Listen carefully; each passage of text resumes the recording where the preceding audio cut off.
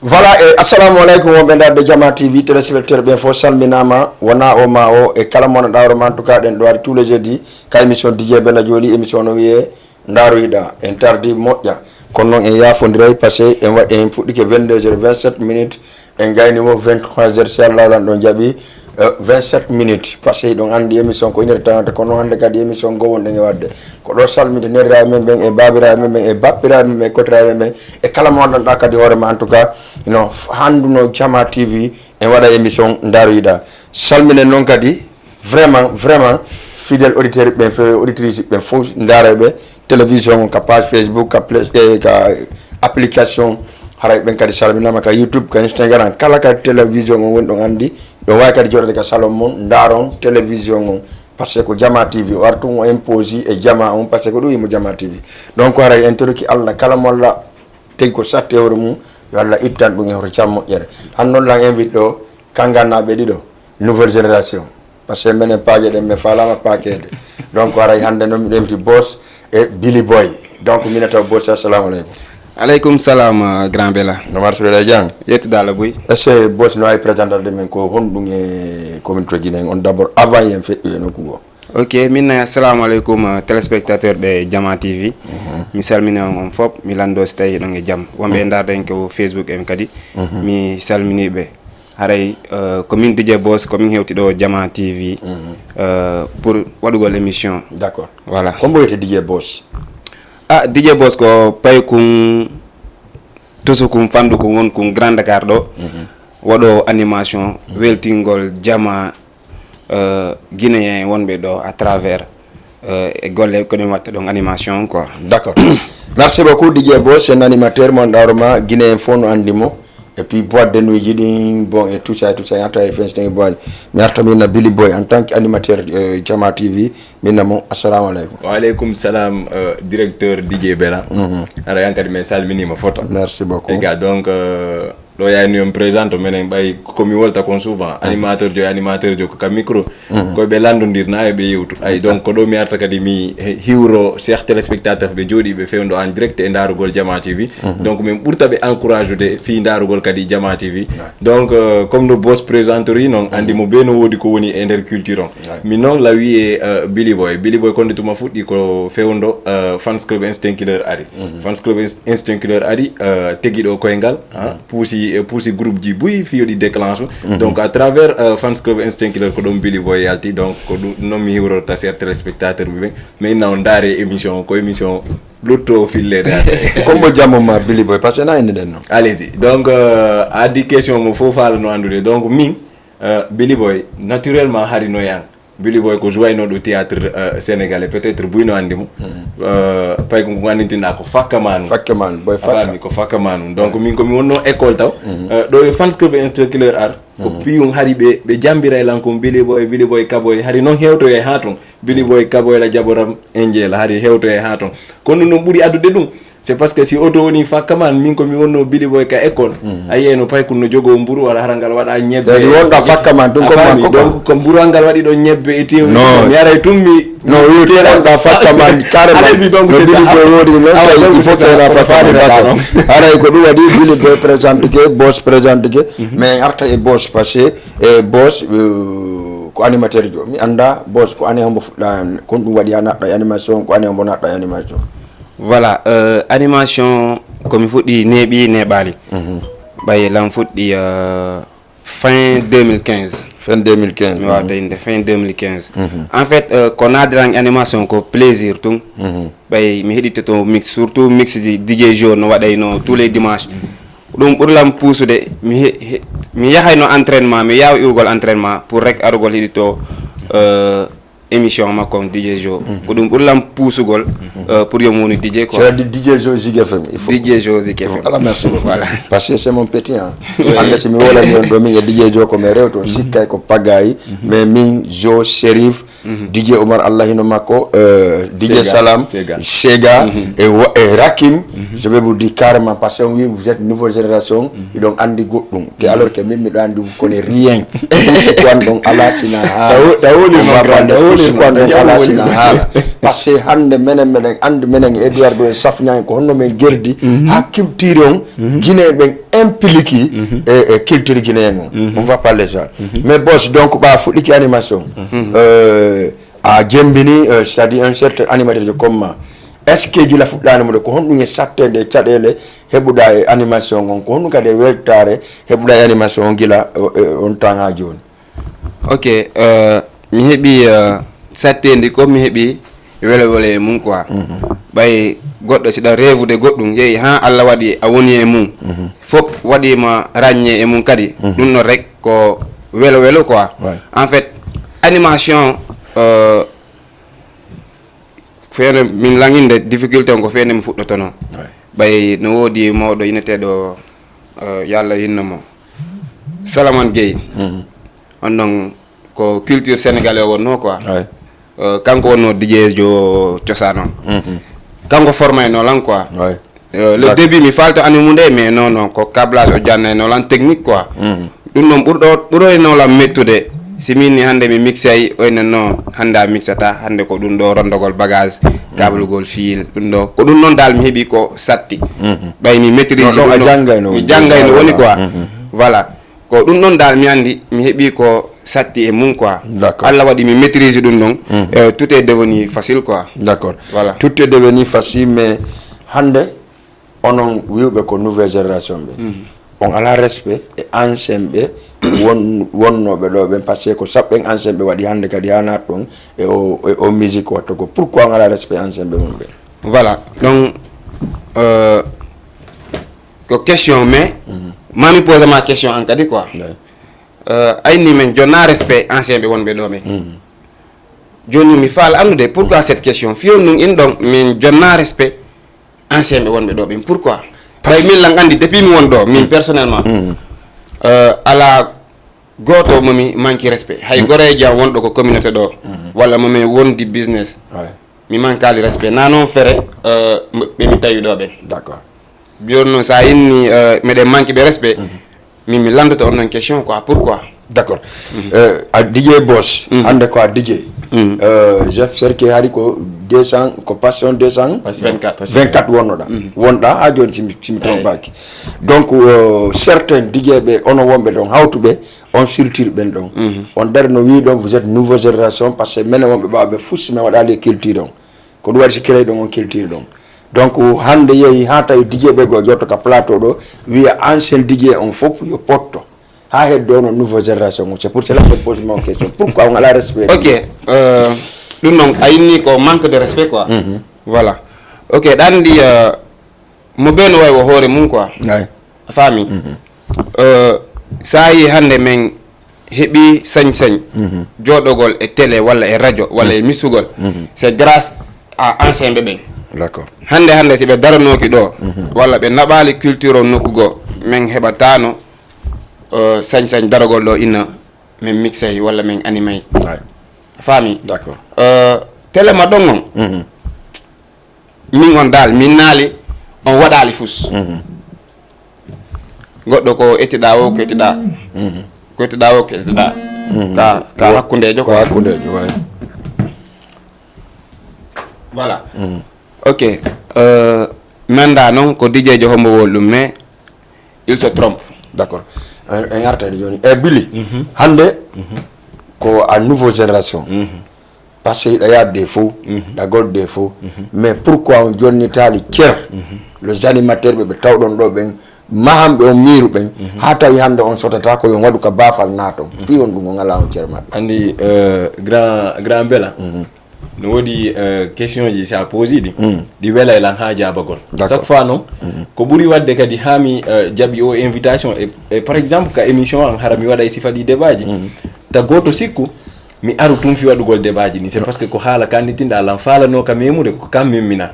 donc non ka kamema don andi hande menen nouvelle génération Ouais. par exemple boss inni man wondi e respect te déjà an tigi da wawi jabude dum min la wawi jabude dum donc hande e nginni sa wallini do saku soble wotere no wawi bonnude de fop ko moƴƴingol ɗe on ɓuuri sattude fop Ouais. kono bonnugol ɗe ɗon kadi no yombi ha donc hande si goɗɗo jooɗike inni nouvelle génération ni nani inni ancien ɓe men tawi ɗo ɓen ɓe ala e wadde goɗɗum ka culture haray mi sikka e on ɗon mi sikka on ɗon tawi ka nder culture andi kadi no woodi on faama e hunde wotere ɗa wawi wonde ka culture guinéen wona ka culture guinéen hara ka pure guinéen jo no wawi wonde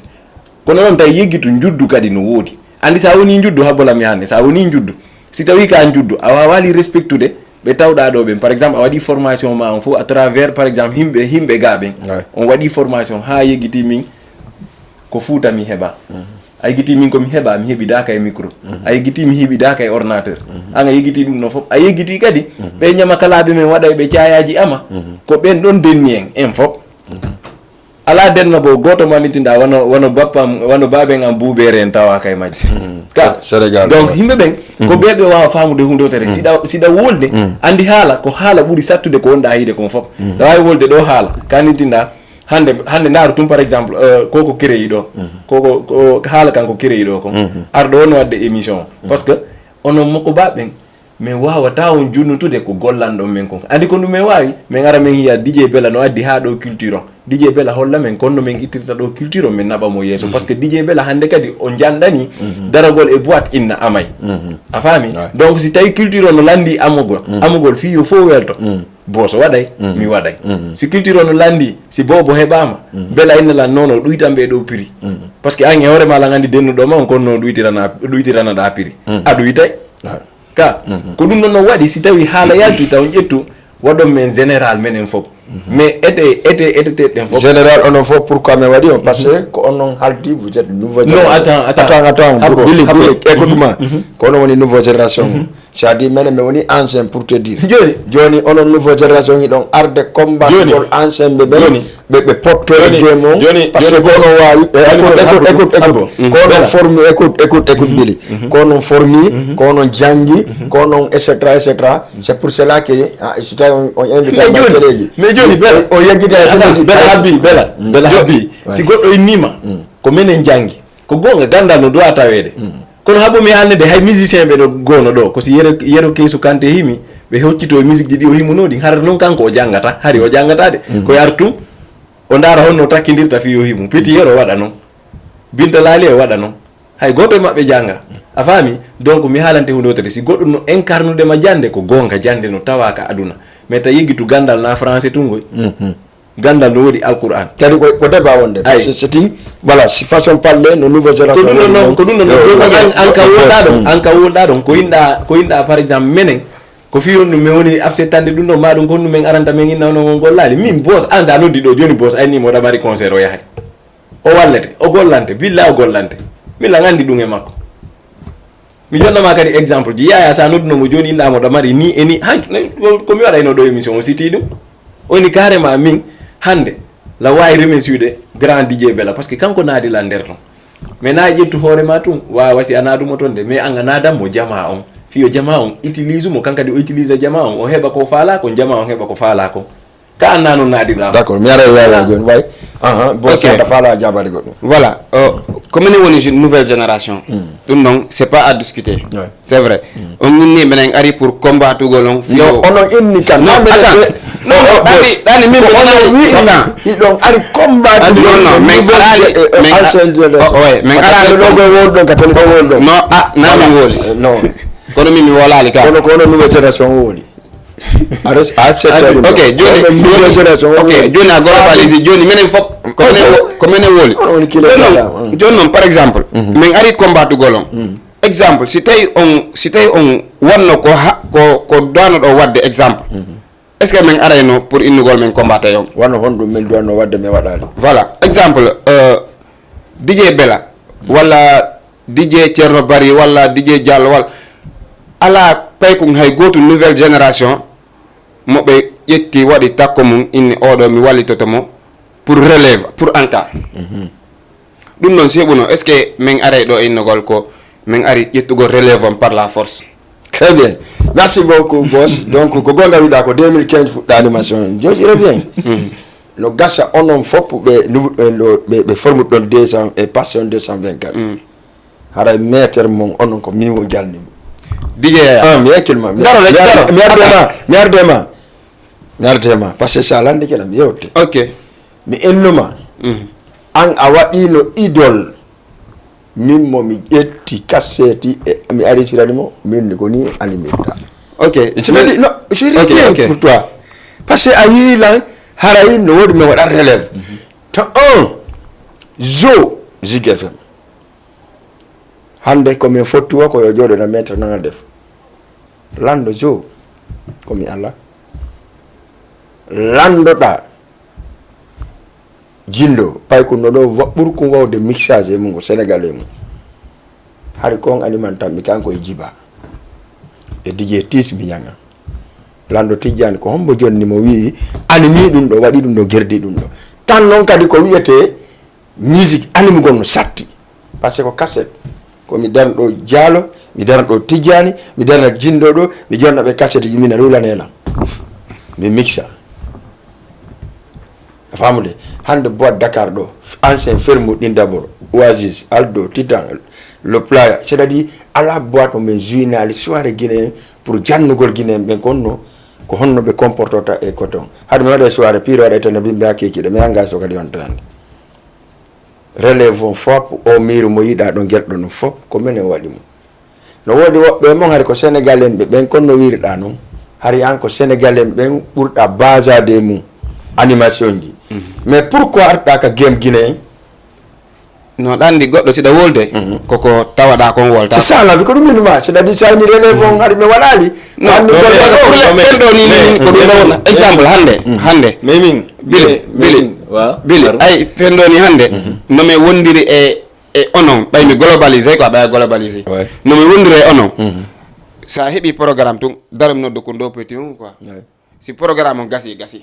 habi exemple normalement hande DJ Bella no doane hebude peykun ko ngannante da hino takkoma hibe andi to ou tard si DJ Bella iwi do ko kundo pay ko wondo normalement ko don doano yarde donc mi pose ma question mi pose des questions godo Diallo pourquoi Diallo banduma Diallo ko intérêt makko non attends ndaro hande dandi ko télé wona ka Diallo banni lang c'est vrai mais si minni ko intérêt makko bay ko business ko business makko jokki min kadi ko business am mi jokki mais pourquoi so tawno kanko e bano business o banama est ce que jango so wi do ngande relais a wonte relais makko parce que jango mo wawi ko wondo wonta relais makko on sait jamais mais non on sait jamais non way wonde on sait jamais way wonde min no way wonde boss kala mi sibi ande ma télé do hande télé do télévision do mais mo ini télé on ha men gani est ce que commune to ngani mata derga est ce que ko ngani mata derga est ce que hande min e wuri si men e wido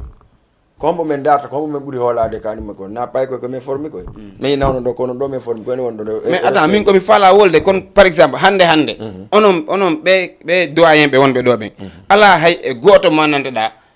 fop no andi hande si odo iwi do ko kundo pay ko wondo no wodi ono be wonbe animude fop hande ko wobbe mon fo jannube wobbe mon kale ko e me rewi ko be mi wadi relève amen mais là ça pas mi fa attends boss min ko côté goto tout mi revendique côté ancien génération woni boss adi kanyum choix makko nderto mais min ko nokku goto mi yani ancien génération mais non quand même toute façon la marani be respect a fami parce que min hande no wodi hay be annintinda be welda e be ngan simi fetti simi fotte ma mi hiwroto be a fami mais ko nokku goto tum woni problème woni si ay niyo men ƴettu hande do wayi ronkude accude men e o place do fi jango yo men ƴettu relais mais so holli men exemple là-bas do menen fo men reway do kon honno ni exemple là-bas do hande ay Bella e grand wuri jido jama harabe welda a fami jon non kambe don fop hara ko kamɓe duwa men innude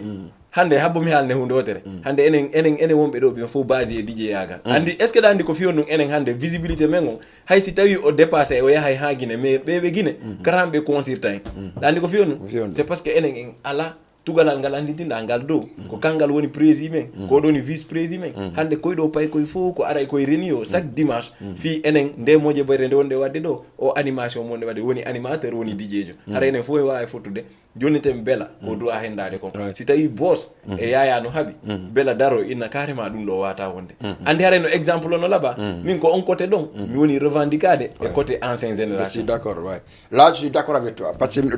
d'accord amma ka côté solidarité ala ɗum ɗon si tawi ko gonga na noon kam onon ancien génération na kam menen janduɓe e nouvelle génération onon kadi mais beela min hay comme boss ko woni wolde ɗo kon min ko nokku goto woni mi jaɓa e côté par exemple ko non général wadde généralisé pay koy nokku goto hande min par exemple mi alaka structure maɓɓe woni oɗo on no passion 224 kono hande no laaɓa wonɓe nder passion ɓe si ɓe ari communication ka télé ɓe ari communication ko radio hande kadi par exemple boss wonɗo présion kanko mi jondata photo kanko wonɗo présion ko kanko dowa moƴƴinde élément ɓe ɓe o jogui ɓen par ce que hande min lawawi yaade mi natoya passion par ce que ko DJ ɓe toon a faami lawawi nde joni min forcément ko ɗo mi natta no mi woniri no welila mais si tawi onon ɗon e groupe goto membre jo goto yalti hara on ɗon communication mo watta on forcément boss te min no laaɓal lan si tawi boss no mari respect e hoore yimɓe ɓen haray ɓe haaldali fiyo e ar wowola ɗum ka n'est ce pas donc ko honɗum woni kamɓe objectif réunion ji ɗiɓe woni wadde ɗi et par exemple hiɓe e nder structure nder toon ɓe yewtay ɓe waɗa réunion ou bien haray ɓe mari probléme forcément haray probléme c'est ça la ko ɗon tigi moni wonde ko ɗon nomi wonima entre maɓɓe kamɓe hoore maɓɓe no woodi probléme par ce que hande so yiiɗe wodde fi DJ ɓe ko iwɗo ka entre maɓɓe on addi nde yew voilà min c'est pour cela que waɗi ko fiɗi waɗi sa haari waɗi généralisé voilà ka deuxième partie on va parler sur ça et parce que gacca téléphone on sala jaɓi ka deuxième partie pour jaman wawa mi dara heeɓi combien de minutes pour jaman wawa participe de émission o par ce que mi yiyatama ɗo wotere moi je le connais même pas le gars là ko ɗe balɗe mi fuɗɗimoyde ko honno ko DJ honno non mi wata wolde inde de non DJ ko DJ muttu mi anda ko muttu bon ko c'est pour cela que ɗe yewɗen ɗo par ce que moi min ko DJ jo mo mi anda min sincèrement parler busi o layde makko mi anda min neɓali ko mi anda ko 3 jours woni ko 3e fois woni ko mi yimo tigi tigi mi anda ko kanko ni woni dimanche feƴƴuɗo e saɗiɓe marjo a famude mais kanko ar o saboti c'est à dire babiraɓe makko jannuɓe mo ɓen animation hande ko ɓen o saboto dara wiya ɗo bon natino yalti ɗo mais pourtant min de ma part no mi hiiri noon par exemple ka haalaji makko sabotage waɗi mais min komi constate ko woni wolde ko moƴƴa ɓay gon ko ɓenta kon si ɗengal towi haqqille soray donc tuma e ɗengal ngal towi o a utilisé haqqille maɗen fi ƴettugol konti woni wolde kon bewre nden honto woni hande si a ari a tawi boss no animude animation makko boss no gollude par exemple mi jonnama exemple mi tawi boss no yeeyude ndiyam min la yeeyde mboyri a faami mi respectay ko mi tawi boss no waɗa ko andi ko noon respectugol ko boss woni wadde kon c'est parce que ɗum noon déjà ko respect humain ɗon respect mo andintinɗa an simi tawima ka télé ɗo mi andi e wata wellude e yewta a faami mais si mi darata ko minna bela ko woni wadde ko wona noon si o welatalan o welatalan tum kono mi wata darade ɗo mi critique ko wonɗa wadde ko joni noon imagine to enen ɗiɗo fof woni yeeyoɓe ndiyam inna min ko e wiya mi woni yeeyude anko kire non ne waɗi publicité mais c'est pas grave a faami inna an ko ɗum ɗo wonɗa yeeyu joni e hoore ko wonɗa yeeyde ko par ce que an hande ɗa charge oyi marchandise jano cikkuɗa kan abbo tum wala wawi jaɓirde noon kadi parce que goɗɗo min de ma part personnel min taw andi komi woli o haara yimɓe sikke ko ɓaymi welda kono komi woni wolde kon i waali e an fuɗɗaki e an yimɓe naati inni par exemple kanko o tawiɓe e concert mo tawiɓe on konnugo inni ɓe woni neɗɗo banlier wata arde tawa yimɓe en kasare ɗo joua hoore maɓɓe première faute deuxième faute woni on ɗum a tawata baabiraɓe ma kotiraɓe ma yangodiɓe ordinateur haysi ɓe ala platine minen min yiiɗo DJ jo manitina ordinateur on a waɗa ni awditay tum écran on ko yiyanoya mais o feƴƴiniray ɗum ɗon haaju makko a faami donc a watarde incarna inna boss do aka zuude denna bo mo 30 000 min mi do aka zuude denna bo mo 15 000 habbi noon joni min suudu ndumi hoɗi ɗum so tawi ko 15 000 yoɓata ɗum hara ko ɗum yoɓata boss sa jota denna bo mo 30 000 minen ko ɗon min fuɗɗori ko tourji et puis noon ay mi haalne abo mi haalne hunde wotere min andi ne ñande émission an ko ɗum waɗi himɓe anda mi énerve to heña e hoore on no goɗɗo naya yew rondoɗa ngal platiwal ɗo wono grand wuuri o ara moƴƴina o télé ɗo fof hiyen adde grand wuuri no waala e braque daro innama télé on ko min jeemu hara hay ko walta ɗo moƴƴa mais pourquoi jentuɗa kangal ɗon hande daro denna bo c'est-à-dire ko digue denna bo ko animateur denna bo mo 30 000 min de ko bose mondilan denna boji pourquoi donc onon nouvelle génération on falama akkinde men ɗum ɗon menen ancien o voilà c'est que ça généralise tum a énervé lan quoi non c'est vous ok goɗɗum mi waɗi généralisé kamɓe koɓe woni ɗon woni ko groupe koɓe woni ɗon fowi min ko ɗon général o voilà ala probléme ñun so c'était ko télé ɗo jettuɗon kala ko wollo mi jaɓay ala probléme émission mo waɗi on min darala yo fof kono woodi komin daari e mum d'une part ko woli kon hakkille no ƴetta quoi d'une part kadi hakkille ƴettata kanko ko inni kanko personnellement kanko himo spécialise mo jogui touche makko personnellement naddeɗa kanko hande na gente foof o jowata de gente mariage kadi na mariage ji ɗin foof o jowata mariage de la classe quoi voilà mariage ji classe o jowata voilà ɗum ɗon himo jogui plein droit makko ɗum ɗon himo jogui droit innugol hay réception o jowata simo faala ko soirée tongo jowata ɗum ɗon ila ƴettanimo ɗum ɗon il a parfaitement raison simo faala mais menen min de minata min no enen awa dino enen min ko ɗum ɗo premier animation an o touru non ko ɗum ɗo wonno mo mi atti animande mariage on sa wonno mo darde ko mariage réception mi atti animude mi animi réception mi yehi tour mi fuɗɗi touru jeudi ɓeɗo super étoile de Timmi Madina mi joini ɓe tour ɓen ɗon ko siɓɓe ma noon voilà ko siɓɓe an noon mi fuɗɗi ko tour ɗanni ko ɗum ɗon ɓe ko rampugol quoi hande min ala animation walla ala soirée ala événement walla cérémonie momi daroto mi ronka andude ko honɗum mi watta ko honɗum mi fijinta mi hay ambassade Éthiopie mi animi mi nanta Éthiopien mi nanta koɓe wolta hay fus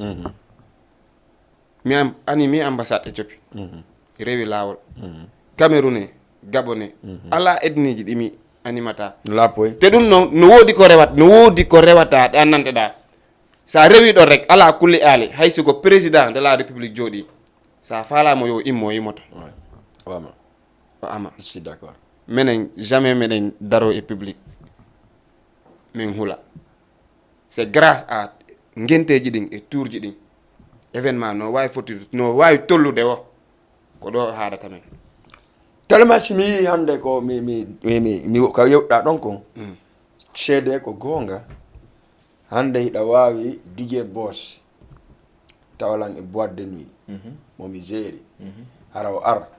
en tant que DJ Boss jaman o wiya ko DJ Boss jaman acca o naata par ce que ɓe anndi mo ɓe anndi joni DJ Boss mais kanko on DJ jo ɗon wonɗo wolde ɗum ɗon min so on tawinoɗan e boîte de nuit wonilan ko mi on DJ kar mbiyetto mi anndama ça veut dire y a un problème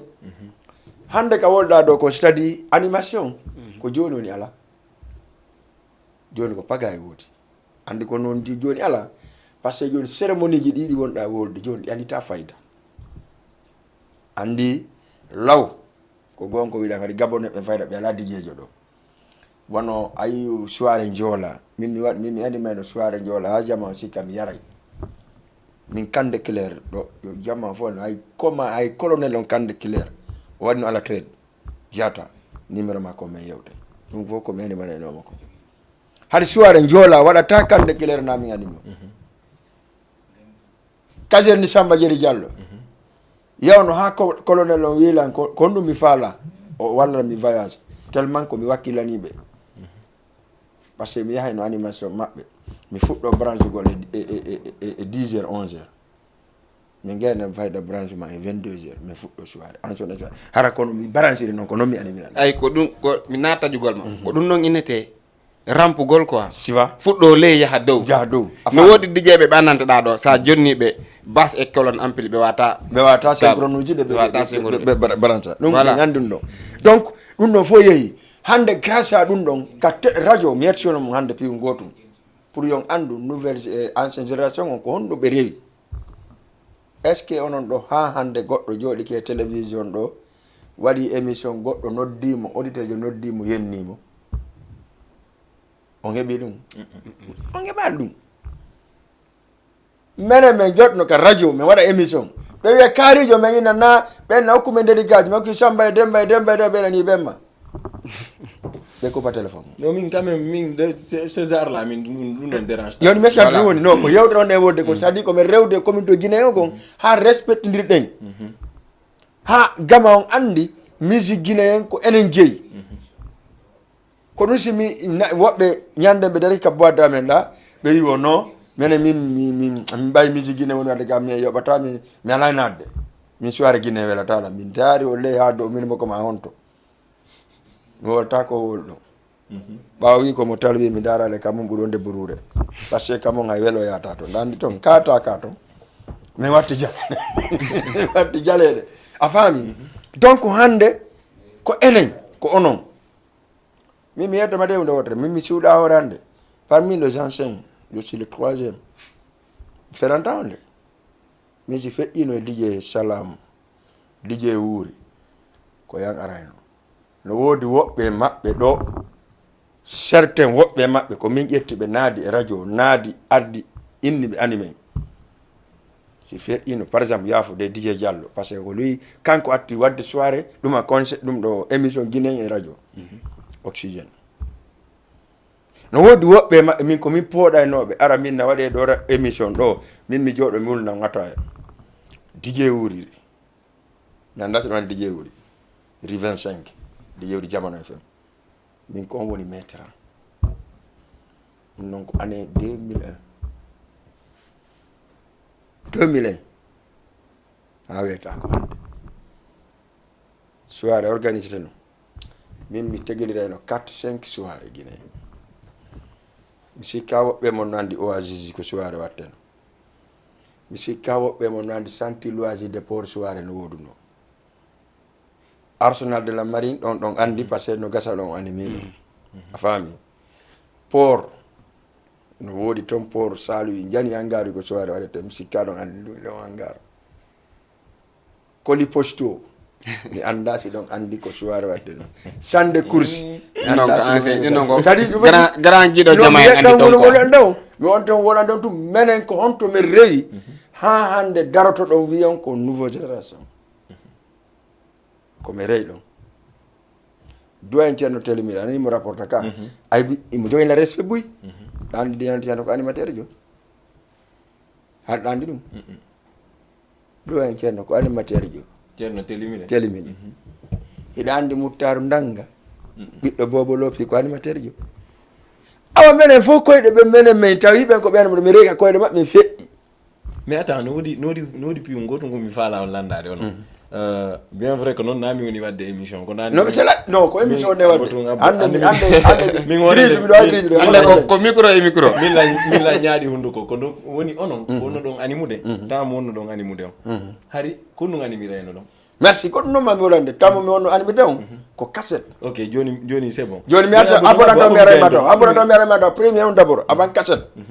ko disque men animé ko disque ɓe animirayno joni onon min komi tawno doyen ceerno anima mi ɗardema ko disque andi disque ji ɗin ko beɗi waɗi ko genre beɗi ɗin ko ya tegu yetta voilà ko ɗin jonno yeehi ha nder mum ɓe faala bonde disque ji ɗin ɓe adda cassette après cassette fur et à mesure cassette ari cassette ari ko on sa jitani nene c'est pour cela non ko ɗum ɗon no waɗi silam pose des questions joni cassette mo dowaɗa mixirde ou bien a tegay tun son ha walla nara ka nder cassette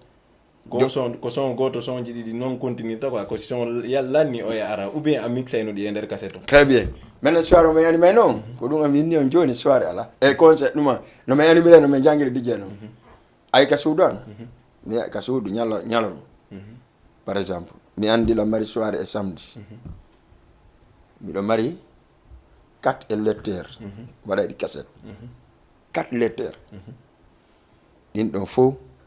ɗi arisiray komi jooɗo e lendi ɗin ɗon fof ɗi arisiray e cassette ɗi lendi mi ardema komi jooɗo lendi mardi mercredi jeudi vendredi halan animude on soirée mo mi animoyta e samedi anande ko molama ko ɗande cassette ji noon ɗo ɓe nandi ko 90 e 60 90 ono ɗin ɗon no ɓuuri jande 60 ji ko ɗin men ƴettayno par exemple si fode ko yate on tan yaltini tawi tongo yo telay kudru kay kudru no yalti min ƴetta min mixa tawi tongo e kudru bamo ba e kudru sa yata ye ton e kudru a famude min ƴetta min jutna morceau ça fait morceau ƴetta 6 minutes 7 minutes a comprendre jonno sina ɗum min waɗa kadi sélection guinéen min waɗa morceau mo 60 minutes nde oɗano gasa tun oɗano hocco oɗano gasa tun oɗano hocco afa ko non min arisirayno sonji ɗi ha tawata an a yiyayno mixede a anda ko no min golliri joni si min heeɓi kesi nde antu tan ɗon tawi meɗen fala tegude kesi ɗi ko min numa ɗo joni si o morceau ɗo ko andi morceau ji ɗi fof face a on ko on ɓuuri welde face b on mais inno aduna morceau on ɗo face a on joni ko a ƴettu bikki ruula ɗon ha ɗon lanna mais quand même respect à vous parce que na golle ɗe anintinɗa c'est facile mais ko nokku godu kadi puisque an a di ɗum ɗon puisque an a di ɗum ɗon joni mi ara kadi e DJ jo men o woni hande par exemple kanko ko woni mixude ɗon ko forcément mix ji makko ɗin ko be o heɓa virtual DJ nani ko be o heɓa platine mo mixira fiyoɓe innu ko DJ jo jano ou bien sohola ɗum ko ɗum mari composement en boss ɗum talent landaki matériel si tawi talent o nema tun kala koɓe jonnuma woni virtual woni platine a animay joni boss pourquoi boss oɗo ko landi nane kom par ce que an ka DJ jo a faami min neñande tulla wolde min komi animateur a faami min simi woni e denna bo ha janko woni simi tegui son haysi o feppa o e haaju an ala a faami mi aray tu woni hunduko an kon hay hunduko an kon mixay mi utilisay ɗum ɗon fiyo yimɓe am a faami joni boss est ce que en travers ko wonɗa nande bo oɗo bela no explique ɗo kon fof kanko travers ko explique ɗo kon an hiiɗa enen nouvelle génération animateur DJ en duwaka jontude ɓeɗo respect malgré que kamɓe hari ko cassette et dix animirayno attends ɗanndi komo anda innata ancienne génération ɓe waɗali ɗo hay fus walla ɓe gollali hay fus komo anda wolta ɗum mais tigi comme no wolirɗa nane ɗon si tawino ko pullo tigi anduɗo honno wonira ɗo te pullo tun anda manque de respect quoi surtout en anda manque de respect billahi ko gonga a faami joni sama dépasse ça ɓay hande si tawino na ancienne génération ɓe wonno ɗo si tawino ɓe gollano ɓe addi culture an ha ko woni ɗo joni daari artiste guinéen kala ko wowɗa wonirde faalete arde Sénégal ɗo c'est grâce à eux kala ko wonirɗa kala ko jouɗa concert a raali Dakar jouɗa concert haɗa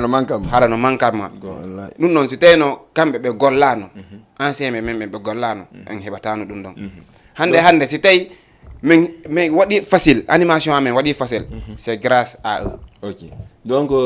on côté ɗon kadi andi min chaque fois koko mi haalta kon to min chaque fois mi faalete développude fiyo yimɓe ɓen faamu piiwu gotum hande ndaaru tun andi si tawi par exemple an comme noniɗa ko 2015 natuɗa ka game guinéen fof no wawi wonde acceptable minen min hii boss no anima boss anima men ama a faami bon bela si jogui ke micro a nanay tun anda hi ko animateur jo a faami Diallo si jogui ke micro a nanay tun anda ko animateur joni menen namen MC ji joni abotum donc komi faala faminde wonɓe darde ɓen ko hunde wotere woni wata en eto enen nouvelle génération ha goɗɗo ɗa wawi wondude e babirawo ma hara ko yarowo hara ko fiimo mais toute façon o luttata sina bamma ko ɗum tun o wawi luttude wallahi ko ya eto tun o acca ko ya eto eteteɗen fof no accira o wata accude jokka e ɗum noon par ce que si o maayi onon ɗiɗo an ɓiɗɗo ɓe landotako ma honno jogornoɗa bamma ko bamma ɓe landoto honno jogorno ɓiɓɓe mum ɓe ay donc c'est pour cela wono enen DJ ɓe anditina gonga ko wi ɗon kon e komi wi kon si tawi ka pullo tun hiɗa andi kon ɗoni respect ɗa andi hande la watto doleke mo 50 000 a faami miya DJ Bella hara e ala ko hirtora est ce que DJ Bella no wawi wondude ko ɗum hiyata ɓennama ko wawɗa torade o ko sutura to wawɗa torade hara Allah hokkima fof par ce que ko hiiɗa o mi haalante hundotere min hande la yaha e boîte hara Allah no andi mi hirtaki sabu tu yomi yaw anniversaire boss on mi hirtota ko fiyomi yaw a faami mais si boss yiiɗan hare lan jalandemo par ce que fiyon nu ko sutura mi woni yarde e makko en plus lam mari giggol a faami donc sutura honto woni woni si mi andi boss ko kundolo kundo bajjum jogi tami accu ha mi anda carrément hi boss jogi ke kundolo kundo mi daro hakkunde jama min hay boss haray mi vraiment mais ɗo ko himɓe duwa famude kon buyno andani buy andi ne ñande on émission komi daari mo mi heɓuno metteni ɗiɗi par ce que goɗɗo go kadi natuno ka nder émission goɗɗo momi respecte e momi sikkano o wola e ɗin haalaji fiyonnu par ce que sa naati e nder émission boss no wadde émission sifa o émission mo woni wadde ɗo aray andina woni boss awa ko teguɗon koyngal ma ngal ɗon ko ɗon ou bien non na ɗon donc on etoto fi no weldiron mais imagine toi an wona artiste jo an e hoorema an wonɗo wode wona artiste jo hima minen fof meɗen andi on to rewruɗa hima hara e wondedeɗa hima minen min yaye min soƴoya a faami ha joni min innalima an artiste yagal ma ngal marsali yiltoɗa iwa ɗon yaha non joni ɓay Allah waɗi boss yeehi ha nandi inde iwtira koyɗe boss jono sa iwtiri koyɗe boss premièrement si goɗɗo e nino addude on artiste yo yaha fixe ya prix mo andintinɗa wonɓe Sénégal ɗo ɓe hande kadi koyeɓe soñjo hara noon miijotode kono wolirɗa noon artiste ɓe fof no reewi jougol sina grand théâtre ko stade Iba Mar Diop a faami hiɗa andi ko kaani wo si ari a jouyi ɗo ko image labaɗo heɓata fof no andi ɗum a faami ko ɗo ɓuuri wonde hande pays mo anditinɗa no place fiya waɗu concert e nder Afrique hara yimɓe darete hiɓe yiyama carrément lumiére ji ɗin fof no jalbi ko lutti kon fof si ɓe naɓalima e désert koye leydi ɓe naɓatama hara ko darɗa walla e salle hay siɗa mari podium sah koye salle ɓe naɓatama ma ɗum e désert donc yo yimɓe ɓe faamu si goɗɗo naati e émission walla si a woni ka culture guinéen ɗo a yangiki ko yangirtoɗa kon fof minen anduɓe ma ɗum min anda hay silan andi yeru pet min nami wirto goɗɗo mais sago an si a ari ɗa wolde e Bella a faami on émission ɗon ɗa andi anda honno ngo kuttatama ndaru ko wolta ko ok andi min pour kala respecte Yaya d'une part on se dit la vérité hande kam pot choix ɗo Yaya e min miɗo andi piiji boyi Yaya ko kablanta Salmo komi andimo haade Salmo ala matériel perɗiɗi komi andita Salmo hari koye min ar ɓayi matériel ala ɗuuɗa min ara min inna meɗen mari 2 soirée walla 3 soirée o inna men ko tan min jontanmo o yaha kanka ɗo luoya ɗin matériel ji walla o luɓoyoɗi o adda min inchallah fof min joa on sena Yaya won toon na cilaɗi ko woɓɓe wonno toon wonde mi ƴetteno matériel Salmo mi yaha mi inchallah matériel on ha mi gueyno mi huɓɓira toon ɗi fof ɗi suma par ce que nano hen calirte ɗum fof mi wadde Salmo Yaya noon ɓayi mi tawi si Yaya ka Salmo min mo petiyande won watta ni mi terto olo fof macte dia carrément min mo artu ka Guinéen il faut ara o fuɗɗede no gisi ngam man mi wowlu pulal terto wowla pulal peti ko honto e Guinée o wi ko telimile wi mi lan nit fanko jokko hajuma silan faalami a nangay guemo par ce que min déjà mi yetto hunde wotere hande wallahi asim ko télé mon wolde mi anda onon ɗo fof so ñentoto ha yollan ama e nder boîte de nuit mi anda si tawi goɗɗo mo wi min hay mi yehi boîte de nuit si laylam mari pay kon animon lan hooli kon ka yasimo wonta mi heeɗo ko watta ko tijjani mi ñagan onon ɗo fof miɗo wawi wiide o himo hiɗon ɓuuri mo animation goy no gasa kono so tijjani jooɗi e concentré ke animation buy jokka e mo tijjani hari anda fuusi tijjani tourné wi si ñande goo mi tappunomo tourné si miyami fimo drapé animo goɗo tawi on sa seede ari denol men jogui tawi sa ko seede ko denol joni metta fi minamo peti ar mi ƴetteno soirée o mi jonna tijjani soirée o minuit yahay 2 heures du matin ayano woɓɓe no yalta gasi ɓenna Grand Bell kadi yawanimana amen noon mi ara mi sansari tim soirée o soirée o fof otende soirée o weeli mi watti wiigo joni ko mi jowata premier partie an joua deuxiéme partie soirée o weela mi warti ñande goo mi joui deuxiéme partie e premier partie mi arti o ƴetti membritim deuxiéme premier partie mi joom o joini ar mi taw momi tourné si mi ƴetti min a yaali sac ma seede o a yaali sac ma seede o tellement min lawanno sac ɗiɗi seede entre men ko makkon feere ko an kon feere ka makkon fap mi ƴetta nouveau welɗi ɗin tun ko ɗin mi waɗanno hoore ancien ji ɗin fof mi waɗanimo kanko ko ɗum o juyta premier partie joni noon mi ari mi joui ancien ji ɗin fof premier partie mi artuma ƴetti seede angol nangi juygo ɗi mi juyɗi ni min mo ƴettu seede angol ko on juyirta ɗo woni nouveau ji ɗi fof woni leñande o jooɗi miyami 20 minutes imo miijitade pourquoi mi tappimo warto hen na accumi anima o continue mi animation goɗɗo goo yaltinde garan hande noon goy men hande noon min wulɗakama nder ga koy a faami donc iɗanema ɗum miyami tawi c'est ça min no welanmi wonde dirija e hoore am aɗa respect no woodi c'est pour cela yaya ɓay min wondi la yireni pay ko no yiɗi mbuuɗi wono minamo peti kaalisi ɗo a wattanayla de a faami en golla e woni e hande yaya premier innugol ɓay ɓenni beela animu miɗi ñaani min no yaya animu min ko noon Allah tagirimi c'est à dire ko woni ko yimɓe goo ɓe anduɗa hoorema watani andi ko fiyon ɗum guelajo ko yimɓe moynela jarama fotera mo jeeɗi émission on guelajo go yala métier tato watta noon yiɗa min mi innuma onon anci wonon animuɓe fof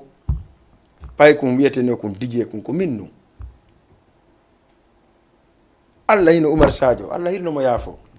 on e salam hawt nene e baba on anda Oumar Sadio Oumar Sadio ko lagine yeeyi heɓi visa yawgol États-Unis fendo Oumar miñam makko no ɗon o heɓi visa e mardi tawi o yaha e samedi États-Unis o ma e mercredi ko minen hoddi dukkumo dukkuku ko koto makko ko Diallo e koto makko atti inventé ɗo musique guinéen e radio tawi on sa ko petira mawla nan en sa yata e toon woodi ko ɗin woodi morceau ji woodi o yaha honno fode ko yata ta e toon goy ɗi woodi no Amadou Fula en wonno a faami ndino weeli ndino metti o koredi ɗin soñji fof so na on yiiɗu ka YouTube joni mbaydi toon on anta ko on ɗi a faami donc ɗum ɗon fof sa yiɗen yewde hannde ko biographie no goɗɗo feƴƴiri noon si yehi ha aduna on marsi c'est normal no wawi yo aduna on waɗu comme yo jama on yo change par ce que hay artiste guinéen on joni hannde a yi ko ɓe yimayno kon e ko ɓe yimata joni kon ça fait deux haɗa ko vrai ko wiyete musique pullo Fouta musique guinéen ko fulɓe andira kon est ce que ɗon andi musique pullo Fouta ko no innete min ɗo dema part je sais pas anda kadi mais pourquoi ɗon winde musique guinéen anda ko nente non ɗanni onon woni ancien ɓe so wolnali men alano men famira non c'est à dire andi ko ɗuminima siɗa mawɗo no wawi payku no wawi payku mawɗo mo ala payku no woodi mais payku mo ala mawɗo ala ko problème ono yewde c'est vrai musique guinéen ko musique ko nayi woni la Guinée ko tati walla tati ko Yankadi e Dundumba e Tuppu Serse mi nanayno ɗum ɗon non yadi ko ɗum inuma andi Tuppu Serse ko hombo waɗano ɗum musique Tuppu Serse inuma ale amen Tuppu Serse ko oya artiste ono France la oɗo honno so blesse honno mi gassimante a faami enen noon pullo Fouta ko Tuppu Serse marɗen ko ɗum musique men o Tuppu Serse noon sinnama musique Tuppu Serse laala tambi jimbe e ɗuma honno ñeñeeɗu kala ko concerne culture guinéen on kon ko concerne cosaan men enen kon harayno nder to mais grand Bella no woodi question goto kadi mom faalama posude bon wo puisque an ka promoteur jo joni ka a yeyno ha joni DJ agal ngal ko promoteur wontirma n'est-ce pas donc no andi joni ko no nouveau génération puisque promoteur kadi e DJ no ɗo fof no wawi gasorde ɗo wo ko fi hon ɗum promoteur ben ala yoɓude DJ ɓen ka concert ji. D'accord on garta on question ɗon yankadi ko on woni yankadi on ko sowosoɓe c'est-à-dire mi faala tum ɓay vous êtes là respect à vous mi yeeto on min famande fodi jamma warano ɓe en ɗumanto yankadi sisa jonjanonangama wiɓɓe fo faami dundum ba on ko kamɓe maninka c'est-à-dire chacun no mari culture mum no ay cosaan seerera ɓen cosaan lebu e tout ça nin non ka donc hande enen ɗe wiide musique mamaya ɗum kono signifie mamaya kono signifie mamaya c'est de pagay ko blague adi waɗu fijindaro ko mamaya waɗen fijindaro mamaya quoi sino waɗi ko ñamete ñaame yo jarde yana salo mamaya donc ala mamaya ala kay ki pooɗa musique pooɗa ko yarde woni mais ala ka windi ka musique ko mik praya tum inséré ɗum ɗon e musique guinéen on faami mais hande hay yimoɓe fof akkiti musique guinéen o nangi afrobeat rappeur ɓe nangi dancehall kam fenay c'est vrai ko ɗum woni ɗon e tegude joni ka miɗo faala ayɓe kesso ko on hombo waɗuma noon ɓay aduna o yahay quoi ko ɗum noon mamma walande ko ɗum joni minuma c'est pour cela que si tawi nouvelle génération no ara wi'a joni menen fusi men waɗali o men potto kam woni wadde non joni selen kan non haala avant mi joni kan non haala selen ka promoteur ɓe wiiɗa pourquoi promoteur ɓen maintenant DG 78 116 82 38 kono noon ɗen heddir ɗo combien de minutes ɗo ɗen ok ça fait 20 minutes 78 116 82 38 a faami e DJ ɓe homɓe maɓɓe woni yoɓatake ka poli no homɓe maɓɓe andi si goɗɗo i wi'i DJ ɓen ala ka yoɓede mais innata ko fenade mbeɗa wawi jaɓude a faami fiyonnu par ce que andi goɗɗo ko kaani ko gayanta ko woli kon si tawi ko gonga innay mo ɗum ɗo avant tout d'abord mi salmina président Thiamala Bari Bantinghen vraiment le président alliance de la sous-région salminen karamo ko Mamadou kamɓe kadi ɓe darde émission o bisimilla donc wo ko fi honɗum par exemple sa heeɓi concert a noddi DJ jon a yoɓatamo ko hiyata hoore makko acca premier auditeur mi simi jaabo Bili assalamu aleykum aleykum salam on jarama ɗon e jang jantu nala ɗon hiɗo nodda men hono ɗo maake honno noddon sobi ko tan DJ Wizkid Wizkid Wizkid ok ça va papa Wizkid naka ko night nouveau génération ñu lay seetaan de waaw gis nga no ɓe sebi waaw ñëpp ñu si jàmm alhamdulilah waaw ñu ngi bëgge waa sebi bu baax waaw ñëpp ñu lay seetaan ni waa bisi yëpp ñu lay seetaan quoi dëggantaan waaw ziar naa la bu bër waaw delloo ziar waaw xam nga rek comme li ngeen doo wax comme émission yi di passé ni ñëpp seetaan nañ ko mais xam nga rek dañ ciy ñaawlu si waaji bi lu mu wax quoi parce que lu mu wax tegu ko fen tamit parce que andi hande neɗɗo ko wawɗa wonu place ko wawɗa ɗon anda goɗɗo ko kadi ko domin honndun o waawi donc wona fi hiɗa jogiti matos oɗo jogaki matos walla goɗɗum goo woni an ko an tum wawi walla ko an tum woni hande o top ɓeya ko luttiɓe ɓe ganda hay fustere deuxièmement DJ Boss buyno andi ɗo hande DJ Boss buyno andi ɗo DJ Yaya buyno andi ɗo woɓɓe goo ka mais hande milla wawi wiide DJ Boss attiran jonnude maɓɓe e nder communauté o mariage ka c'est vrai gra yof c'est vrai donc hande yahali nokku goo animuɗe wiiɗan hande Boss wawa walla Boss yo cippo anda hay fuuɗ kono menen no woodi men ɓe wonɓe wiide ɗon kamɓe ko kamɓe waawi ko kamɓe woni nouveau génération kamɓe woni ɗo woodi ko ɓe naɓa soirée ɓe joui 0 heure 2 heures du matin ɓe cippina ɓe raɗa ko nder boîte minen min anndi ɗum ɗon ko an jali deynami a faami kono nouveau génération minen nouveau génération ɓe no woodi ko ɗum quoi wonɓe wiide no wawi waade ɓe raɗama ɗo boîte 2 heures du matin no andi o lorru men tun oya o lorru men tun andi sa wujjali ɓikkuma wujji feere ala herse a faami kon donc no woodi piiji goɗɗi ko jara no mantere walla goɗɗum goo surtout mo ɓe yo jogito ko woni ɗo rek anda voilà comme mi wawi ɗo la wawi ɗon oɗa kañum kadi domin ko wawi ɗo ganda kon ɗum woni ko hoore makko sikkumi de ko noon fankira ka de sikkumi ko noon wonira kon donc no woodi piiji go jarawol go par ce que hannde ɗa woola haala tikka ko fulɗa kon ko ɗum woni toon mais annda ara ko erreur wonda e wadde surtout par ce que no woodi wonno on ɗon no woliri noon ko erreur o woliri par ce que ko ɗin erreur ji makko ɗo ngaddimo ɗo hannde quoi kon donc neɗɗo ɓe kala ko wolata yo ɗum joni ndaaru ko on tigi defi men minen fof min aray ka plateau ji Billy anga wawago ka nouveau génération non min nami dijejo de min nami dijejo ko animateur min komi animateur jo min komi sowo théâtre donc voilà mi heeri ko communauté on fof quoi tawno to mami naata mi salmina jamma on quoi ok merci beaucoup DJ Wizkid ok merci beaucoup waa di nuyu famille Busy bi yëpp ñëpp ñu lay seetaan ñu lay bëggee tamit bu baax waaw maa ngi leen di bëggee bu baax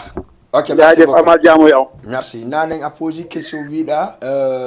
promoteur ɓe ngala yoɓde DJ ɓen wano honno c'est à dire il faut jeɗa kaduma ka podium ji kawre sen non exemple ko attends no accu pose ko kamɓe DJ ɓen fof min allez-y, ɓen ɗo allez-y. min Voilà. ko message ji moni feƴƴinde voilà sa nani o ala DJ ɓen ala ka yoɓede hiɓe jonde ɓe mbuuɗi sa mais ko ɓe wonde jonde kon wonno fandi merci beaucoup ƴette goɗɗo kaliñi men ɗon joni allo allo donc oɗo ɓuraki merci beaucoup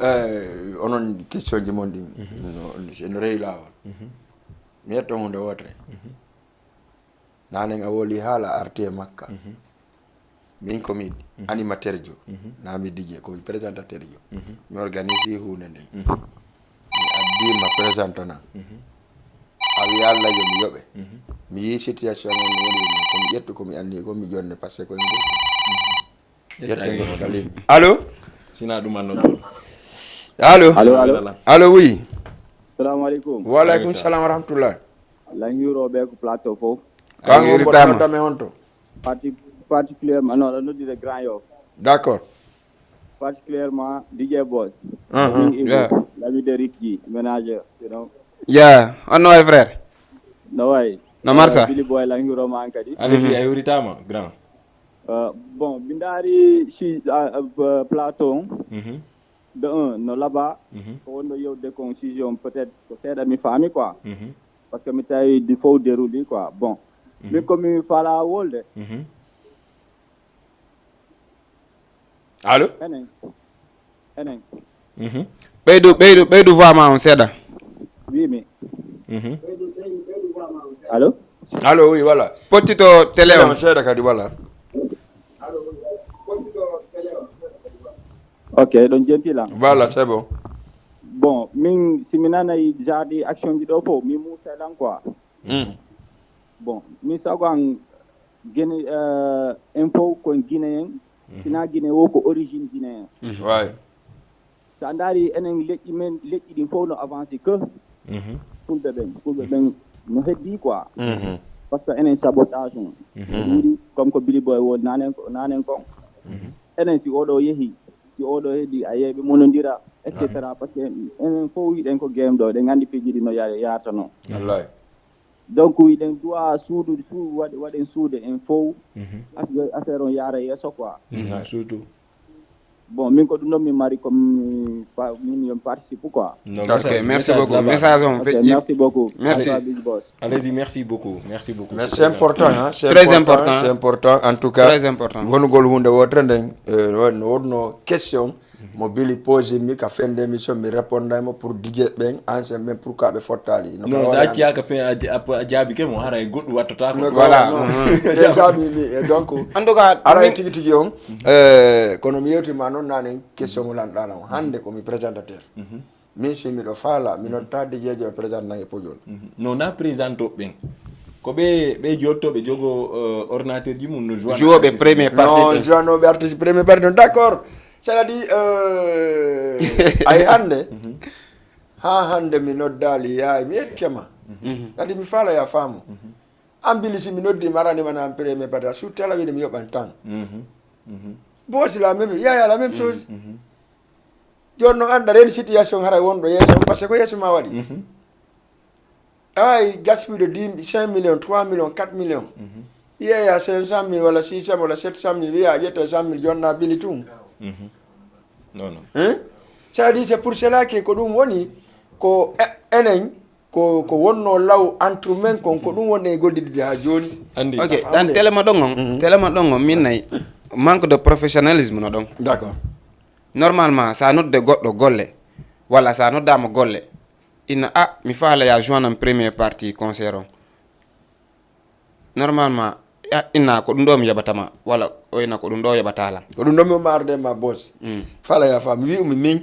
hande mi bile o so tawde lam yomo c'est vrai merci beaucoup no mi arde ma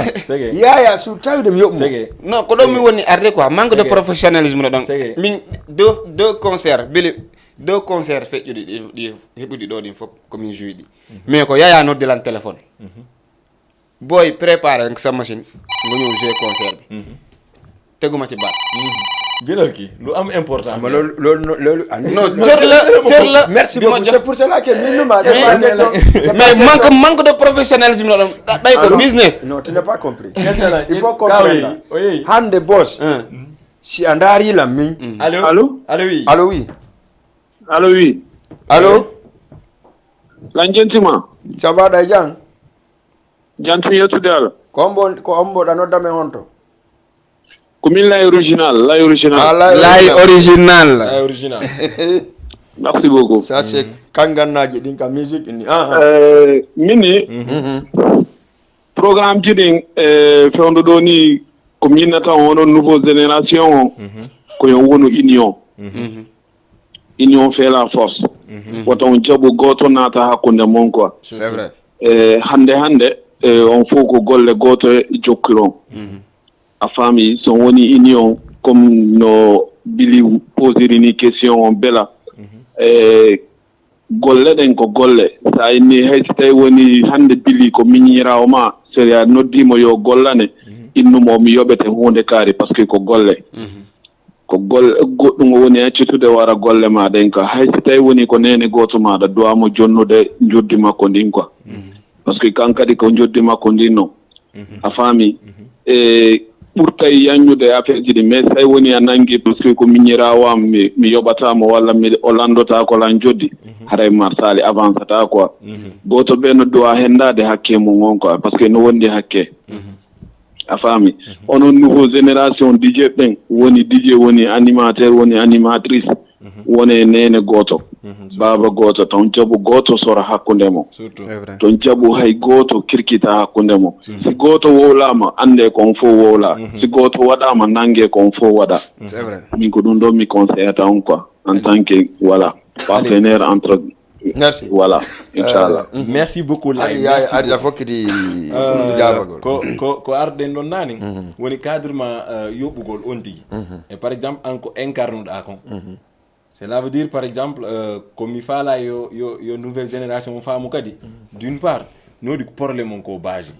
probléme on no base nokku gotum e cadre ma yoɓugol DJ ngon premier probléme on woni enen nouvelle génération e wonali hunde wotere donc premier problème si woni wonali hunde wotere ok min e boss mais wawata yaadude boss heɓi programme o yahana e hoore makko simi heɓi programme mi yahana hoore han a faami min simi noddama animation a faami mi inni carrément ko bela min e bela ko ɗo min rewdi andi kadi probléme jiɗi no e nder probléme par ce que hande bela ko waɗi ko waɗani yaya kon fof ko ɗon o bajoto fiyo noddu yaya a faami an ay ni a noddama tun yaya noddima tun inni krr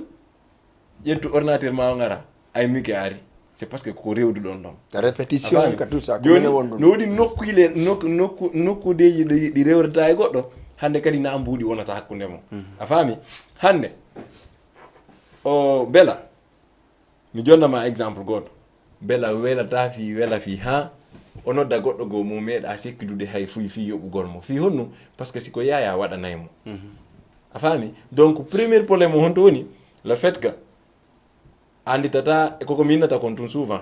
eto andita kadi ko feggiɗa ɗon to anditu ko wonɗa yande ɗum tun gonga ko laay wori kon ɗe wawi wadde union goto mais ɗum ɗo kadi wawata iwde entre men taw enen dijeɓe mi jonnama exemple entre men enen dijeɓe hande min la waɗa émission ji a faami émission ji ɗani tinda arata tum natira gratuite émission hara mi andama few ko télé noon mi jooɗi par ce que min si a ari ko mi woni puusude visibilité ma on fiyo yimɓe hiye arata ɗum mi nadama ka émission mais boss arata kadi mi ronkamo nadde ka émission c'est vrai par ce que ko dijejo komi dijejo ko minen kafi golle ɗen a faami donc on côté ɗon kadi yo yimɓe andu na yimɓe wono génération ɓooyi ɗon si tawi an on tigi on meeɗa sikkude golle hay fuy no woodi prix mo andintinɗa hannde sa fictionimo on tigi o watamo gañude a faami par ce que andi kadi kontoni a wata jontude goɗɗo organisateur ɓen ala jontude ɗuma jama on respect woni sa organise si tawi par exemple ko yango yahanta artiste joma on a yoɓay mo a faami si artiste joma on ari ko duwa wonde ɗon a yoɓoyay si o duwama ñamude a yoɓay mais artiste joni si ari spectacle mo duwaɗa wadde on fiyo photo ko DJ joni fonnatamo a yoɓali mo hande kadi andi on probléme waɗi ɗo joni par exemple a yoɓali on tigi no dummini artiste jo iwato adda clé inna no min a kalanaylan forcé a kalanaylan souvent ko ɗum probléme jeeɓami joni noon an a yoɓaka en deuxiémement hara yaya hirtaki sakataki hara ya hirtaki goɗɗo iwato e clé mum ara innugol non forcé par ce que min par exemple min mi woni kasien ɗo honno grand théâtre min ko hunde tere mi mari woni min artiste jogoto min mi waɗanta ɗum noon naafi jeyagal artiste jogoto si en yewdi mi andiɗa tawaka programme mi noddede ha moƴƴa jes min nima ko samedi woni événement o mercredi walla jeudi addanan clé ma o si a addali mo mercredi addali mo jeudi vendredi mi jaɓatamo ko fiya ɗum hatta mi jaɓa mo vendredi ko fiya andu complètement an a jouoy ta par ce que si mi jaɓimo vendredi hewtoy samedi kadi a fuɗɗike addandelan ko addanoɗalan ko haare komi waɗi photo donc be waɗen attention kadi enen entre men enen DJ ɓen si ɗe wolde fewndo fi yoɓidirgol na e men d'accord na parti men ok mi ara ɗon seeɗa hande hiɗe wondi bimbi e kikiɗe enen ɗo fof gonga mbuuɗi duwaka nadde hakkude men te natta kadi par ce que komi wawata komi waɗanta boos ko boosi wawata ko waɗantala komi wawi ko waɗanta boos ko boosi wawi ko waɗantami hande si mi sohliɗo affiche mi sohliɗo journée de soirée mi tawi boos no hettinani mi on soir ɗon so mi naɓimo en tout cas sawale hay si boos so daarilan so ini ano 100 000 o ini ano grand joni jonna 50 000 walla jonna 25 000 ko ɗum ganta mbuɗinata ko nemme ko ɗum kon mi fanno ka foyencitude ka yewten kon mais menen enen fof ko ɗum wondi en c'est-à-dire prix mo waɗanta samba on a wawata waɗani min demba par ce que ɗanɗi an ko enen c'est vrai a comprendre comme no la original joni utilisation ɗo ni e ala gollinowo goɗɗo jonnali mo hakke makko ça c'est impossible woɓɓe no golɗo journée par exemple journée 3000 est ce que ko journée maɓɓe on noon journée maɓɓe noon non kono a andi ɓay on haldu an emo golliduɗa o sa yimo 3000 francs ha heɓoyɗa 100 000 ko 3000 no jonnata ka donc hande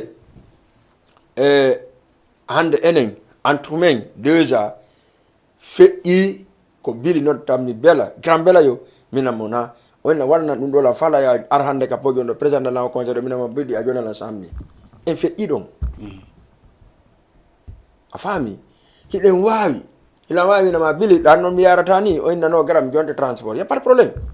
par ce que no gasa jemmon ala kam mi gottara mi arayi certificat jama on par ce que o hooli kelan a comprendre donc hande onon o nouvelle génération ko gonko wiɗa kon par exemple onon jogiiɓe ordinateur mino juina soirée ji ɓe non wawi wadde sifa ɗin piiji ay son DJ son ka zaga boy ɗo ko yaya mimi min indino yo animam yaya inni essaye notta DJ par ce que kanko mo occupé mino DJ son ari kañum e zaga boy et cetera ɓe jooɗi ɓe yewti no woodi foɓɓe gooɓe min arata si tawi no woodi contrat no min yewtirta il faut famon kadi si tawi ko dijejo suyna mayna mene addora dijejo ma sa yiɗi no addotade e menama wonɗo ga a yoɓa e ma o famude moƴƴa mayna wonɗo ga a yoɓa e ma ko an yoɓata dijejo ma joni noon so a ari koye men boolo kono yewta c'est-à-dire ko ɗum mi faala yon faamu joni haray kono yewta so haldi 200 000 antumon donc son hadde 100 000 ko entre mon donc son hadde 1 million ko entre mon donc ça ne m'intéresse pas ko intéresse mais en tout cas ko dijejo ma on ni et puis ça ari kadi mi wadante ko duwaɗa mi duwama waɗande so ko an addimo ittimo lagine kon so ñaami ɗon a ñaamay so yari ɗon a yaray d'accord brende affaire on donc ça fait organisation amen on no woodi ko nane sénateur pijigo mi wiɗa je vais pas parce que mi anda no golli to entre vous là allez ko golla sen yedde allo yedde goɗɗo kay salamu aleykum allo ok mi sikki ɗum haray oɗo yeehi donc haray ko ɗum woni programme o joni e arten ka question mo innalan minen dije ɓen min waɗa ini c'est pour cela que onon arɗon tum imposé ɗum mais c'est normal ko arɗon imposé ɗon kon min hari ala dije ɓe mi respecte sina o structure ɓe par ce que min no welami wonen hunde wotere dande ko no président mala welirinmi ko konguɗo ɗiɗi pette wakkilo ɗen ɗan hersu ayɓe men gorko ngol no welami wuuri no jooɗi ɗo ka hande ko anen bomi andiri e wuuri si mi wolani on komi rewdi e wuuri hande ha telle dari on holota ko ɓayno mo jooɗi on andata ka piihu gotum mi wuri men sonkay mbeɗo ko goɗɗum hunde wotere mi jogori wuuri ha ƴettemo niɓɓi ka tele mi woni si min sonki hande mi welte janggo wuuri so kama 100 mètres saabu ami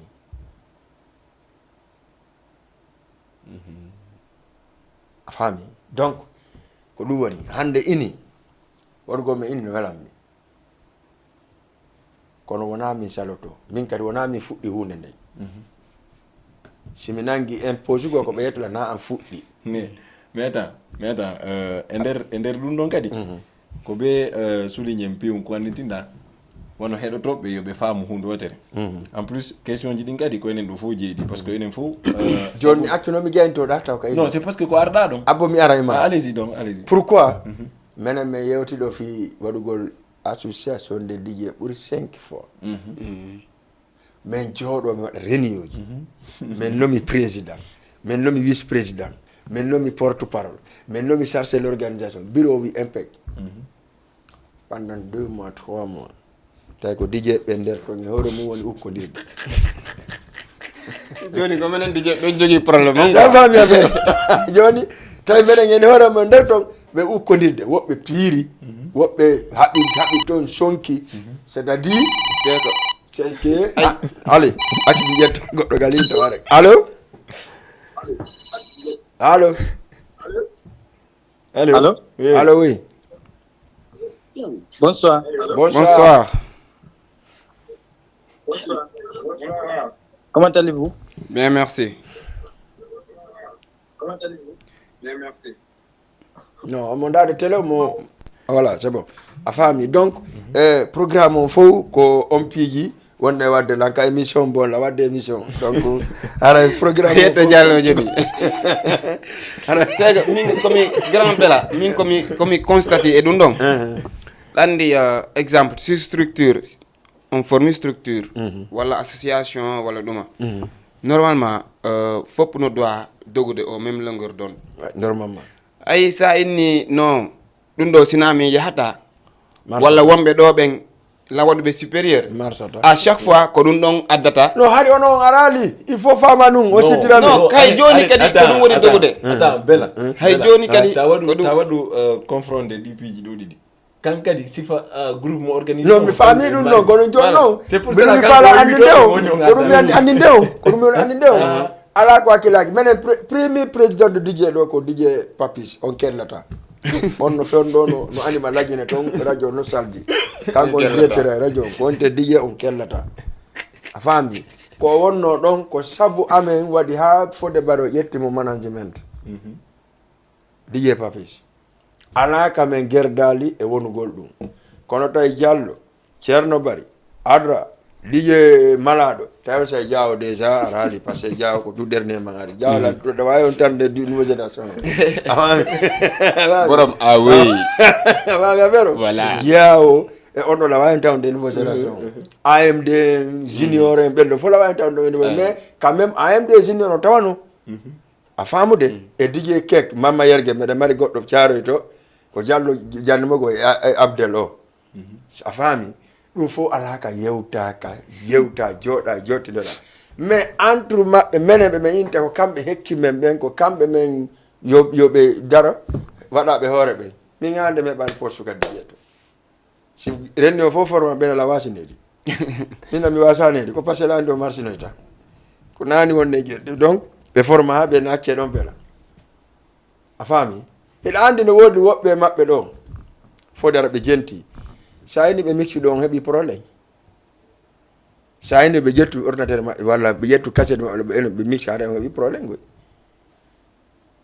ɓe wattano ko minen waɗayno fof hande si innama yen jon jokkon ɗan onon ko aduna on marsi ko ɗum calcule ton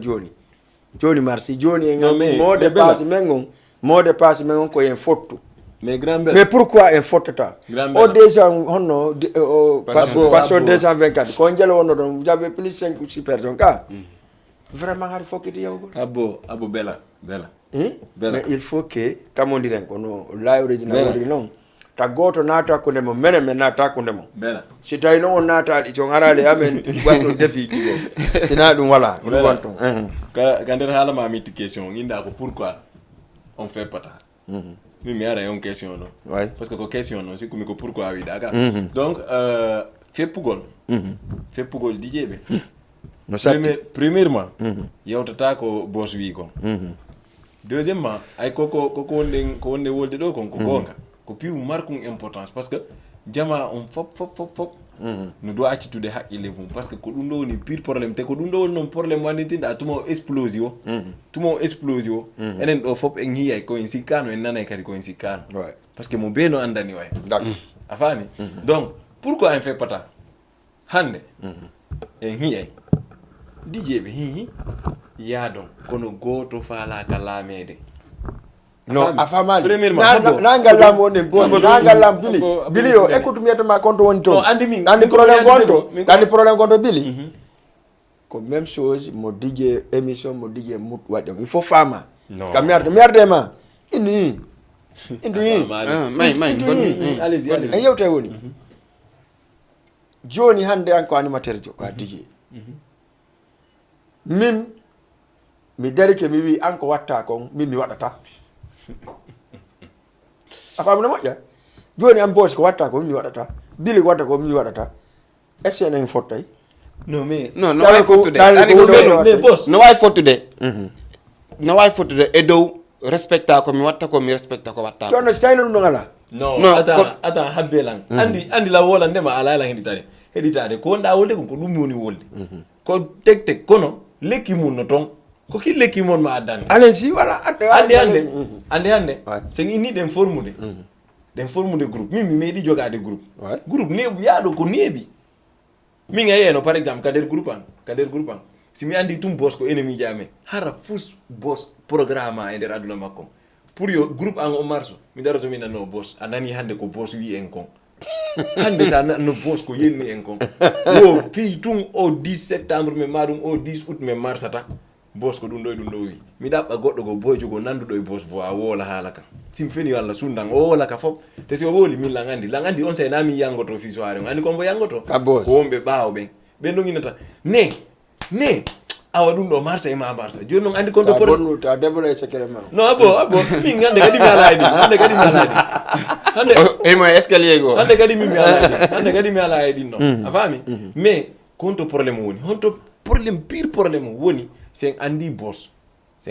enen ɗo fop sen organise ko boss woni d'accord ata e men ko boss yaltinten ton fiyon yaltinten ton boss c'est parce que boss ko duwaɗo ne o yeede kono boss ne orta tuma o daari o tawi joni wono groupe boss en o min mi ƴetta exemple yimɓe buyno welalan ton mais aray ka groupe maɓɓe min carrément lawa andude ko feƴƴata ton hara mi ala ton min lawa andude ɗum a faami kono ha jolla waɗi neutre kono groupe on ko gonga ko groupe labaɗo ɓe formande nde annitinɗa Sénégal fop no wolde fima donc hande min simi wataɓe ɓeydande mi ɗuytantaɓe a faami mais noon simi hiiɓe ƴawde min lan duwa ƴawde mi appiya e maɓɓe fiyo men ƴawoto c'est normal a faami ko ɗum woni barki par ce que ko ɗum woni ko koloyru non barki noon ko koloyru non si a ƴoogi a towni ndi anda ndeɗo ara siɗa wawi ardude ma jangar barki andi ko nite barki voilà andi jonnon an créa groupe waɗo mi ƴetta joni alliance de la sous-région créama bili tum min tum si waɗama réunion ha waɗama d' accord ko min ode tabella addamo to inna sowndomo a faami jonnon se waɗi ɗo réunion goto enen ɗo ɗiɗo hannde kadi kon woni haaju men ko soit ko mbuɗɗin viseten en viseta mbuɗɗin kon ɗum viseten ɓe e retirira e ɓe goto joni ƴetten groupe on ene wawi tawnorde toon ɓe anditinɗa ɓe inna en enen baaba par ce que boss e wawata inde boss baba ina ɗon pire probléme on ay noon hay ancien ɓen mi anda ko feƴƴaynode mais lan hooli c'est ko même probléme on c'est la même chose atta merci beaucoup ara émission men on lanni déjà woni 23h46 minutes ɗon andi émission kono waɗi tan on eppi jamma on adi ka page Facebook kadi moƴƴana darde mo merci beaucoup aray boss émission men on lanni kon ɗum marɗa hannde ko yewta animateur ɓen conseillaaɓe pour yewwonu hunde wotere boss ok min ko minata ɗon tum ko comme ko lay original wolnanen kon mi tori Allah enen fof yo wonu hunde wotere amin tuma wonɗen hunde wotere wo acco oɗo no ɓuri walla oɗo ɓura oɗo no heeɓi oɗo heɓa tuma ɗum ɗon acci wo lan andi en yaara yeeso en avancé woni animateur woni DJ wonɓe nder communauté on fof wono hunde wotere quoi min dal ko ɗum ɗon mi toroto d'accord hombo okku dédicace yo woɓɓe ok manani ɗo de ɓe non ɓen noon fof mi hokki ɓen noon fof voilà mi atoray structure ango goto mi atoray structure ango hokkay goto taw goto si golama fi goto aɗa ɗaɓɓay ɗiɗo ɗum fi on goto woton déconcentrant acce mi waɗi hokku goto mi fo allez accumo way awa mi hokkimo nan grand kaɗo laɓale andi ko ɗum ɗo woni sende aray structure angon passion 224 mi hokkiɓe dédicace kamɓe fof goto mi arta e DJ Yaya ɓay hannde DJ Yaya waɗi grand part vraiment si lan dari si tawi mi darike ɗo e wolugol DJ Yaya waɗi grand part e carriére ango ɓay ko kanko atti jonnudelan soirée merci beaucoup te hay men andidira mi yahu ñaani soirée mi ƴawi dow mi dari o yeƴƴiti on ni copain DJ nga mani ko waaw waccata mi gayn daro tum accu mi gayn to daro aynimo taw artuɗo ngara waddorali ordinateur daro tawi hay andinima mene meɗen andidi dari hay mi ɓowrinaali animation ɗum ɗo guiné oyni boy DJ nga mane ko waaw oyni andi sa machine mane ko no andi machine mu ne so ñëwaat fii boo andinul sa machine bul ñëw te imagine toi première fois meɗen hiidani oyni samedi prochain booy ñëw andaale sa machine bul yéeg fii samedi prochain bravo petit non sérieux non andi goɗɗo si waɗanima koya anditu quoi surtout ayi o jengal mi waɗi DJ Yaya l'homme de bombas on non lan jogimo min hay min tigi la mari on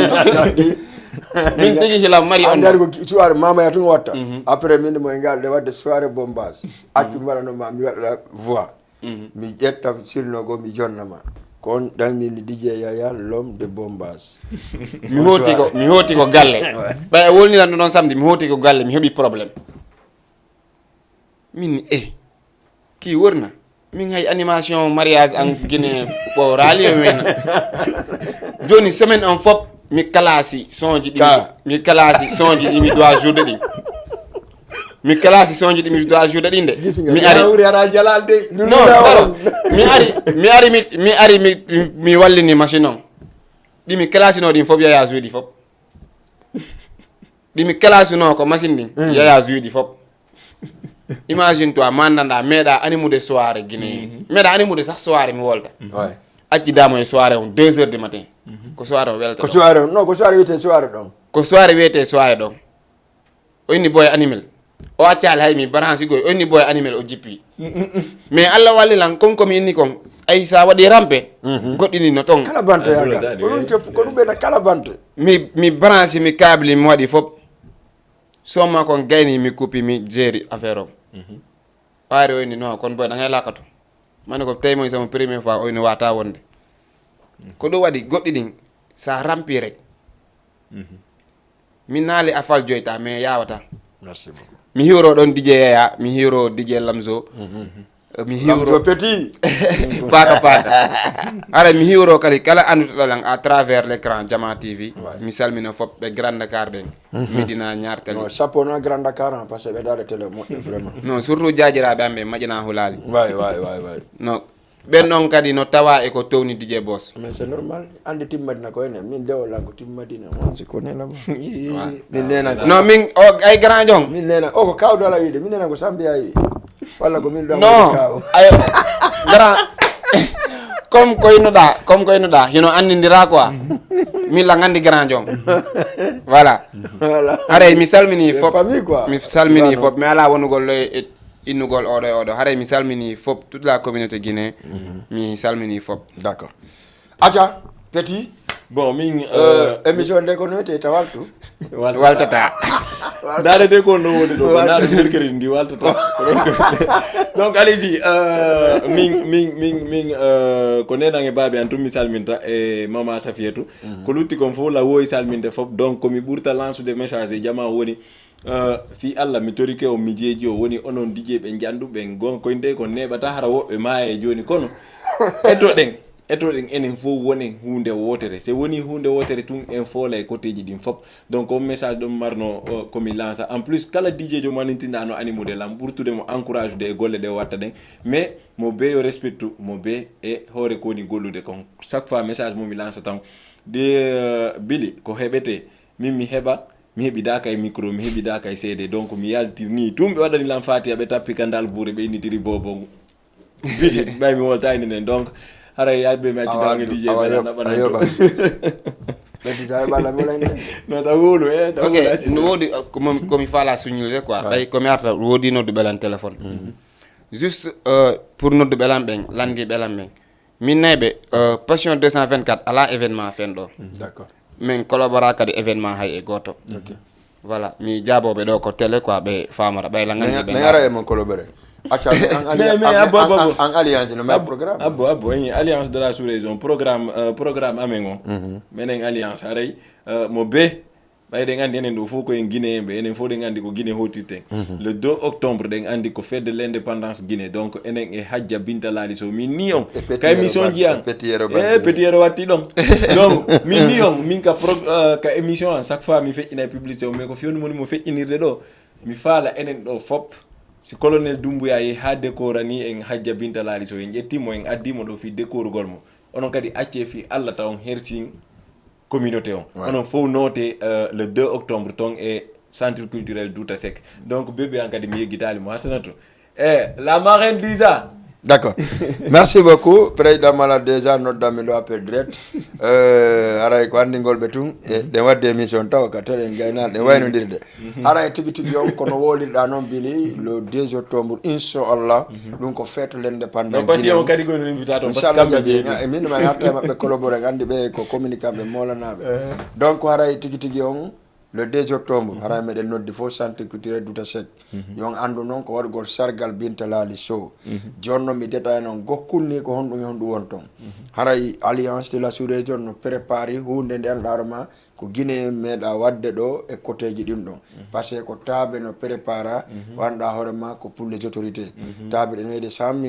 000 150 000 200 000 50 000 haray taaɓe ɗen no yeeyede donc kala faalaɗo sodde taabal o nodda e numéro téléphone président Malal on 77 o waɗa 649 90 96 649 90 96 sina o nodda numéro DJ Bela on o waɗa 76 comme numéro WhatsApp on waɗa 481 96 82 sina o nodda numéro présidention mal wono de la mi Hadja Diallo dardema anga wonna horma donc Hadja Diallo haray numéro makko kankadi ko 77 ko wada 108 calme-toi 108 watta 52 33 77 108 52 33 donc numéro présidention donno numéro chargé de culture ɗum ko wuuri giɗo jama PDG ɗon anodda ɗum gatele numéro ɗum voilà ɗon anodda ɗum gatele ara yawa henna acca ka Billy Boy jonnano numéro mo ɓe noddema noɗɗa non numéro jani ɗum gasa jonnal numéro makko fixe ko 70 waɗa 925 waɗa 62 waɗa 02 naata ara lani donc habbo fi andunoɓe Billy FIK ɓe hande kadi Billy ko alliance de la sous-région woni nan voilà hande kadi mi ala FIK mi ala concurrence ko min joni mi ƴawino to dow joni ko tuma babe an acciti o on tigi ƴetta relais ka jogi ko min jogi relais merci beaucoup mes amis merci tout le monde hara e wetel ke jama fop e ganni be merci PDG aussi parce que kankadi vraiment o boy jodade bawto 2 heures temps de merci beaucoup hara vraiment en lendi inchallah la no jabi haray rewbe alliance be nga padde 22 heures be do be anna jama pourquoi dañande be wona laabay pourquoi be choisi addugol tante Binta Lali Sow et Petit Yero Bande parce que do ngandi ko mawla nange bulu njuri ciao merci beaucoup allez merci bye bye